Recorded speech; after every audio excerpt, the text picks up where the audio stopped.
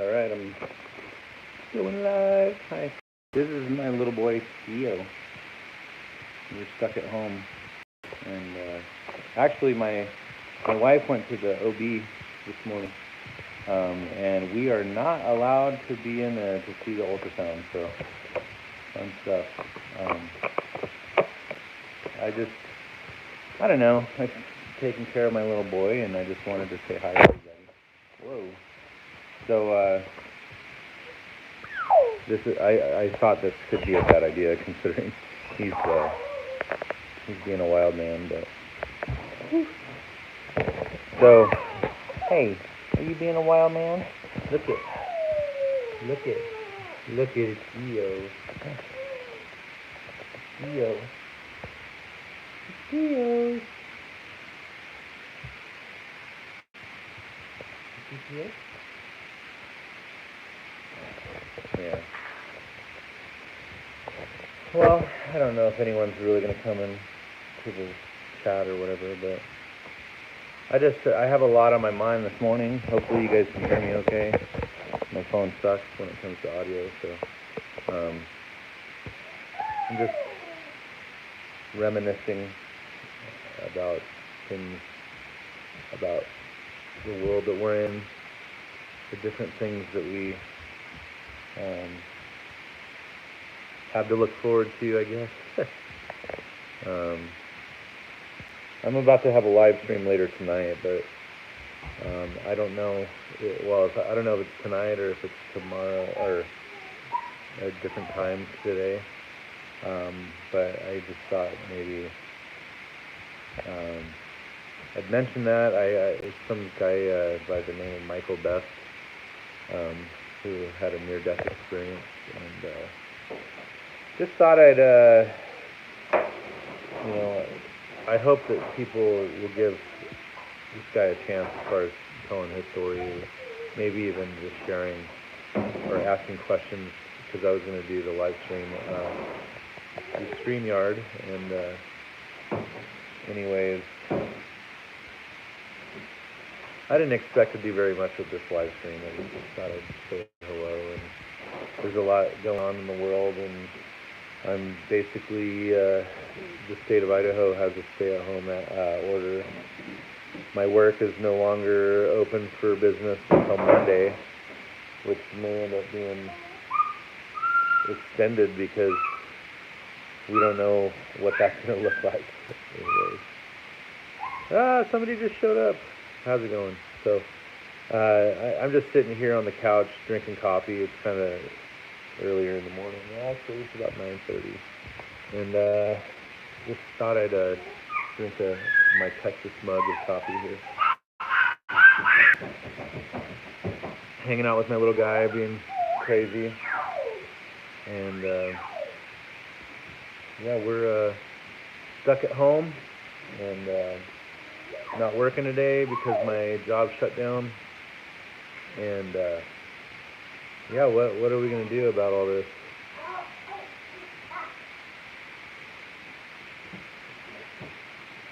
So this whole thing about the coronavirus, I think it's a different strain of the common cold, you might say, or even the flu. Can you hear me okay, by the way? Because my audio sucks on this phone. So my little guy's learning how to play piano. No, but as far as the coronavirus, I honestly think that it is BS to some degree. I think it's a legitimate illness. Like, people are getting ill from it, and I do think it was manufactured. Hold on, I missed that last comment. Yeah, I do think it's manufactured. I mean, again, it goes back to what's the source of information. Sorry, my son is dying apparently. Say hi. Hi. Hi. Yeah, oh my goodness. Yeah, the source of information, you don't know, like, for sure. I mean, I heard through the grapevine that there was a patent on the COVID-19 from, like, 2006. an American patent, and then you have a patent from Europe. Anthony Steele, Max Egan. Oh yeah. So yeah, Max Egan. A lot of people look at that guy like he's kind of a shill or whatever. Yeah, I don't believe any of the numbers that people are putting out necessarily. I mean, I believe that people are getting sick. In fact, I believe more people are sick than is reported. But again, like, say for instance, my friend, he told me he had the symptoms of coronavirus, and he believes he got over it. He just felt like a flu type thing, and really raspy voice and tickling, and dry cough type thing, and it turned into a respiratory thing where he could hardly breathe, and he had to sleep upright in his bed. And he said that there's 3 reported cases from his work. And but again, what does that even mean to be reported? The doctors report that there's a virus, or they report that COVID-19 is. Hey, come up here, little friend. Yeah, the elderly are ones the most vulnerable, but they're the most vulnerable to the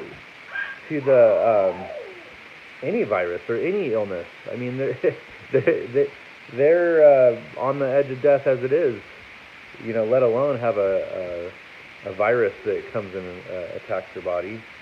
What if their immune system's already depleted in their old age? I mean, they're probably already a depleted immune system. So, I mean, not to mention, there's people that had cancer. I heard this guy that, I don't know if it was local or if it was somewhere else, but, I think that they had testicular cancer or something, and they got through, fighting their cancer, and their immune system was depleted from the chemo and radiation or whatever. So it's like, all these things that are considered, are the things that cause people to be more vulnerable. Basically, that's the. Anyways, I'm not trying to downplay the fact that there is the coronavirus. I'm not trying to downplay that there is people getting sick. Okay, but people, like everybody at my work. Hold on, I'm going to read this. Summit bigger, future equals depopulation. Funny, it's around the world. No panic when virus. Yeah. So that's the thing, is that they just have new illnesses every year or two. There's new propaganda that they're going to put out there so that they have some Hegelian dialectic type thing. Theo, get down! Look at this little kid. He's doing crazy. Hey, come here. You don't do that. Got to watch my 1.5-year-old. He's being crazy. Yeah, so if anyone isn't familiar with the Hegelian dialectic, you have these, people in power that they create a problem, problem, reaction, solution, that's what it is. So they make it sound like the problem that's there is like some legitimate problem, but it's not a legitimate problem. They created the problem, and then they want to see the reaction of the people, and the people obviously get sucked right in like sheep, and then they create a solution, which is like the vaccine. They're creating this vaccine, and it's going through trials right now. And the thing that flips me out is they're going to profit. And Bill Gates flips me out, I'll tell you what, because he's so vested into this whole vaccination thing with his Bill and Melinda Gates Foundation. I'm just concerned that, all the things are pointing to him actually being involved in, the Event 201. If you're not familiar with that, that's actually the little role play that they did to kind of see what might happen in the state of emergency like that we're having. And it's all like they were making a plan to see, how people are going to start responding. And I know it sounds crazy. I mean, I wish that I could say that wasn't true, but they say truth is stranger than fiction. Yeah, the rich are always going to get richer, and I wish I could say that this is not the reality that we live, but we are here. I've come to realize that we are here for a reason, so we need to hone in on what that reason is. And it's not just to be freaking slave to a system that, was created. And I believe that, this whole thing about, I don't know, the Georgia Guidestones. I don't know if you ever heard of the Georgia Guidestones, but, it says maintain population, world population. So, in other words, they think it's easier to control the population when they have a certain amount of people, and if there's too many people, then maybe it destroys the world. I don't know, but I don't know what their motives are for saying that.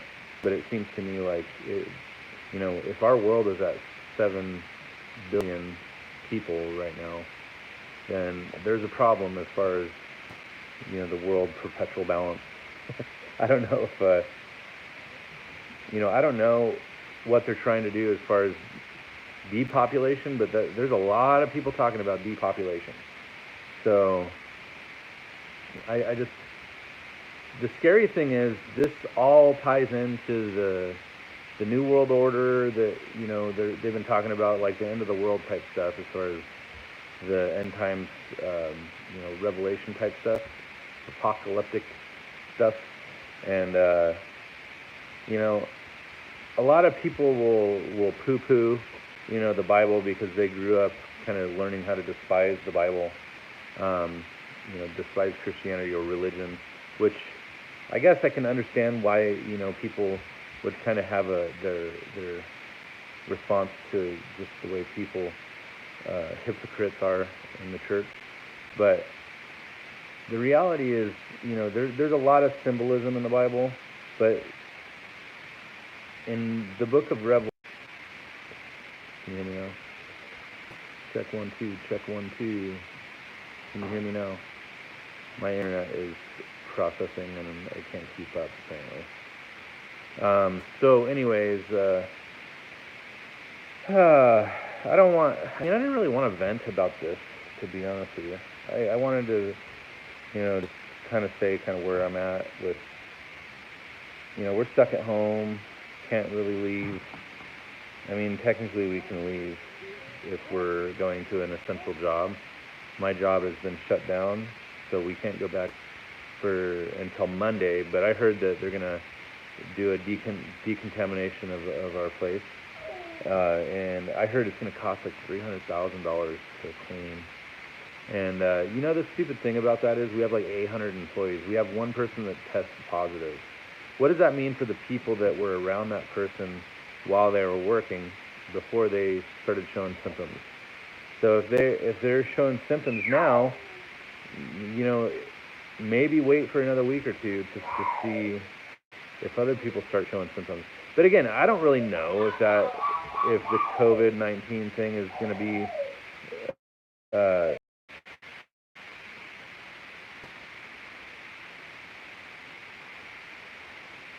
okay. It looks like I'm back, but anyways. COVID is just another flu strain, in my opinion. People die. My son wants me to read his book, My Neighborhood. Oh, come here, little boy. Little boy. Oh, my goodness. He has a wet diaper. This is called me being more interested in doing a live stream than changing his diaper. I'm a bad dad. Well, anyways, I should probably go. My internet sucks anyway, so. All right, guys. Well, thanks for stopping in for a second. And if you have any interest in sharing your perspective, where you're coming from, what part of the world you're in, how bad things are for you guys, as far as isolating, uh, you know, affected by the coronavirus in your part of the world, just let me know how things are going on your end. And if you hear this, go ahead and give a thumbs up. I mean, anytime I get a thumbs up on my videos, it probably helps the channel. So, but then again, I'm hurting myself by talking about COVID-19, of course, because it flags my videos. Every time I mention that, everything is flagged. So I'm stupid for even mentioning it. So, anyways, whatever. All right, guys. We'll talk to you soon. If I'm able to do that live stream later, I'll be talking to Michael Beth, the NDE experiencer. And again, when I have these discussions with people that had near-death experiences, I don't necessarily agree with everything about their perspectives, or even just any worldview. I have, the perspective of I'm contemplating the cosmos, and I want to consider everything from every angle. And even if that means talking to somebody that I don't necessarily agree with, and I'm not saying I don't agree with this guy, but I'm saying that I like to hear all perspectives, and I don't mind, giving them kind of the platform to tell their story, and eat the meat, spit out the bones, and whatever you learn from this guy, you could take and find a more clear picture for yourself as far as what we're here for, what the purpose is. I do feel like we are here for a purpose. I want to say that my worldview is true. My perspective is true, but I believe everybody is kind of on a different journey in some ways, and I just think that considering every little angle, um, to honestly, I think that you got to consider everything and scrutinize everything to the fullest degree. Because if you scrutinize, like, hold it to the fire. Fire is a purification process. When you're referencing gold or something being refined in the fire, um, you have to have a hot, scorching scrutinization to make sure everything holds up to scrutiny.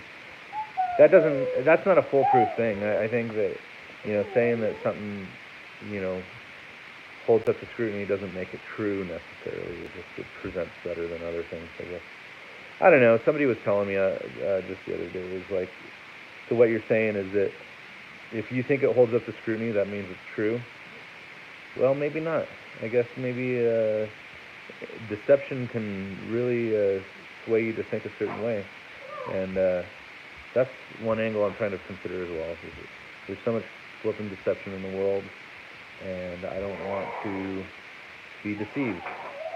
So forgive me if I ever present to you information that is deceptive, because it's not my intention. I just want people to consider all angles, even if it's something that isn't necessarily true. And that's why I give people like the platform to share their stories. So near-death experiences to me is an interesting perspective, and I think that people should consider those perspectives. So, so yeah, if you see on my channel that I have a scheduled event to talk to Michael Best, go ahead and give that a thumbs up, and then check in when we're doing the live stream, and we'll you can answer he can answer whatever questions you guys have. So, anyways, but that's it. I'm gonna go ahead and call it a. I'm gonna call it. So, yeah. I hope you guys are doing awesome, and we'll talk to you later. All right. See ya.